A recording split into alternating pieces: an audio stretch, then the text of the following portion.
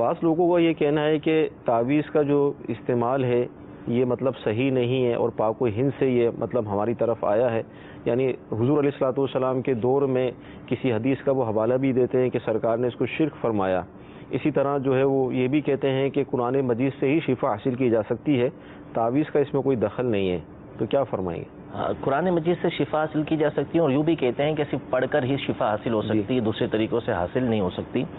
سب سے پہلی بات تو تعویذ کے حوالے سے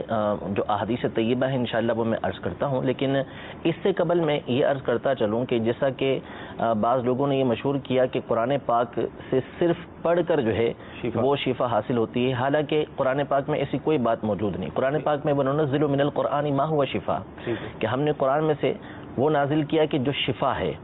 قرآن کے اندر مطلق یہ فرمایا کہ قرآن کے اندر شفا موجود ہے، اس میں کوئی یہ موجود نہیں کہ قرآن پاک پڑھ کر ہی کسی کے اوپر دم کیا جائے تو اس سے شفا حاصل ہوگی، کوئی دوسرا طریقہ قرآن پاک سے شفا حاصل کرنے کا نہیں ہے۔ دیکھیے قرآن پاک کا جو مقصد اصلی ہے، قرآن پاک جو نازل کیا گیا ہے، اس کا بنیادی مقصد ہے کہ اس میں غور و فکر کیا جائے، غور و فکر کرنے کے بعد اس سے ہدایت کو حاصل کیا جائے، ٹھیک ہے، یہی قرآن پاک کو نازل کرنے کا مقصد ہے، اسی کو ہدی للناس فرمایا کہ تمام لوگوں کے لیے اس کے اندر ہدایت ہے۔ لیکن ہرگز اس کا یہ مطلب نہیں کہ قرآن پاک میں غور و فکر کرنے کا مطلب یہ ہو کہ قرآن پاک کو پڑھنا ہی چھوڑ دیا جائے، یعنی اگر کوئی غور و فکر نہیں کرتا تو وہ قرآن پاک کو پڑھے گا ہی نہیں، ایسا نہیں، بلکہ قرآن پاک کو پڑھنے کا الگ سے حکم ہے کہ قرآن پاک کو پڑھا جائے۔ امام احمد بن حنبل کے حوالے سے اتحاف السادۃ المتقین کے اندر علامہ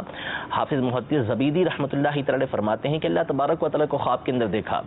تو پوچھا کہ سب سے بہتر عمل کون سا ہے، تو ارشاد فرمایا اللہ تبارک و تعالیٰ نے کہ قرآن پاک پڑھنا، تو فرمایا سمجھ کر یا بغیر سمجھے کا، بغیر سمجھے بھی کوئی پڑھتا ہے تو یہ افضل عمل ہے۔ تو قرآن پاک کو پڑھنا یہ بھی افضل عمل ہے، اچھا کام ہے، ایک ایک حرف کے اوپر اللہ تبارک و تعالیٰ نے کیا عطا فرماتا ہے۔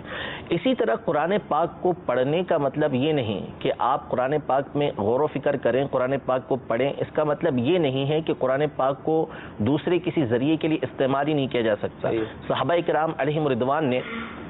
قرآن پاک کو چوما، تو یہ چومنا کیا ہے، یعنی قرآن پاک کی تعظیم کرنا تھا، تکریم کرنا تھا کہ جس کے ذریعے سے ثواب اللہ تبارک و تعالیٰ کی بارگاہ سے حاصل کیا جائے۔ اسی طرح فقہائے کرام نے اس بات کو لکھا کہ قرآن پاک کو دیکھ کر پڑھنا یہ حفظ پڑھنے سے بہتر ہے، افضل یہ ہے کہ بندہ دیکھ کر پڑھے۔ وجہ یہ ہے کہ بندے کو پڑھنے کا بھی ثواب ملے گا، دیکھنے کا بھی ثواب ملے گا، یعنی قرآن کو دیکھنا بھی ثواب ہے۔ اسی طرح علماء نے یہ ارشاد فرمایا کہ اگر کوئی قرآن کو ہاتھ میں لے کر دیکھ کر پڑھ رہا ہے تو یہ اور زیادہ افضل ہے، اس لیے کہ اس میں دیکھنا بھی ہے، اس میں پڑھنا بھی ہے، اور اس میں قرآن پاک کو چھونا بھی ہے۔ تو ہمارے لیے قرآن ہر طرح سے باعث برکت ہے، اور یہ بات صرف ہمارے نزدیک نہیں بلکہ اس پر کئی دلائل موجود ہیں۔ امام بغوی رحمۃ اللہ تعالی علیہ مشہور محدث ہیں، اور ان کی کتاب ہے شرح السنہ کے نام سے، جو حدیث کی مشہور کتاب ہے شرح السنہ، انہی کی کتاب ہے مصابیح السنہ کے نام سے۔ تو امام بغوی رحمۃ اللہ تعالی علیہ شرح السنہ کے اندر نقل کرتے ہیں کہ حضرت عائشہ رضی اللہ تعالی عنہا کے بارے میں مروی ہے کہ انہا کانت لا ترى بأسا ان يعوذ فی الماء ثم يعالج به المريض، یعنی کوئی شخص جو ہے وہ تعویذ جو ہے وہ پانی کے اندر ڈالے جو قرآنی آیات سے لکھا ہوا ہے، اور اس کے ذریعے سے وہ مریض کا علاج کرے تو اس کے اندر کوئی حرج نہیں ہے، کوئی اس کے اندر کوئی برائی نہیں ہے، کوئی اس کے اندر حرج نہیں ہے۔ اسی طرح امام بغوی رحمۃ اللہ تعالی علیہ سیدنا عبداللہ بن عباس رضی اللہ تعالی عنہ سے یہ روایت کرتے ہیں کہ انہ امر ان یکتب لامرأۃ تعثر علیہا ولادتها آیتین من القرآن وکلمات ثم یغسل وتسقى، یعنی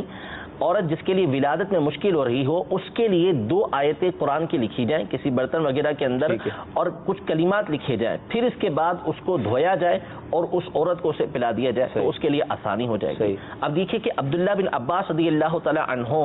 جن کے بارے میں علماء کا اتفاق ہے کہ وہ ترجمان القرآن ہیں، قرآن کے بہت بڑے مفسر ہیں، نبی کریم صلی اللہ تعالی علیہ وسلم نے ان کے لیے قرآن کی تعویل کی تفسیر کی دعا کی تھی کہ اللہم علمہ التاویل، کہ یا اللہ اس کو قرآن کی تعویل سکھا، قرآن کی تفسیر سکھا۔ تو یہ قرآن کے اتنے بڑے مفسر صحابی رسول نبی کریم صلی اللہ تعالی علیہ وسلم کے چچا کے بیٹے، اور دوسری طرف حضرت عائشہ صدیقہ طیبہ رضی اللہ تعالی عنہا کی ذات گرامی، یہ قرآن پاک کو یعنی اگر کوئی لکھ رہا ہے اور اس کے ذریعے دھو کر اس کو پی رہا ہے تو اس کے اندر شفا کو بیان کر رہے ہیں۔ ہم اس بات کو تسلیم کریں کہ جو صحابہ کرام علیہم رضوان فرما رہے ہیں، یا کوئی مطلق فتویٰ دے دے اس کی بات کو تسلیم کریں، یقیناً صحابہ کرام علیہم رضوان کا ہی عمل وہ ہے کہ جس کے اوپر ہم نے عمل کرنا ہے۔ تو اس سے معلوم ہوا یہ جو میں نے اقوال ذکر کیے فقہائے کرام کے اور صحابہ کے کہ قرآن پاک سے ہر طریقے سے برکت حاصل کی جا سکتی ہے جو شریعت مطہرہ کے دائرے کے اندر آئے گا۔ اب رہا تعویذ کے حوالے سے، جی تو دیکھیے نبی کریم صلی اللہ تعالیٰ علیہ وآلہ وسلم کی یہ حدیث پاک تو موجود ہے کہ آپ علیہ الصلوۃ والسلام نے ارشاد فرمایا کہ من علق التمیمۃ فقد اشرک، یعنی جس نے تعویذ لٹکایا اس نے شرک کیا۔ لیکن کیا اس کا مطلب یہ ہے کہ ہر طرح کا تعویذ لٹکانا یہ ممنوع ہو؟ ہرگز ایسا نہیں ہے۔ امام ابن ابی شیبہ، ابو بکر بن ابی شیبہ رحمۃ اللہ تعالی علیہ، جو امام